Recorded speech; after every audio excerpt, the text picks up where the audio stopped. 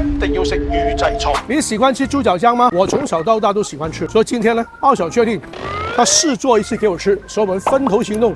他去買豬腳跟薑，我去買醋，我一定選這一家。紅雞蛋、豬腳薑、八汁甜醋分外香。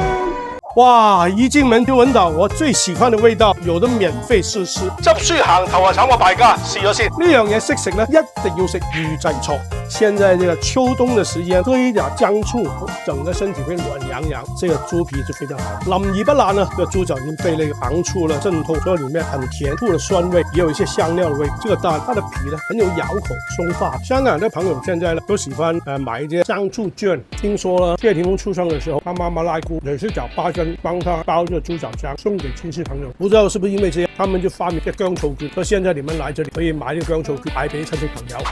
原來薑醋曲奇都試食，手指嘅曲奇好鬆化，唔係用手水一流。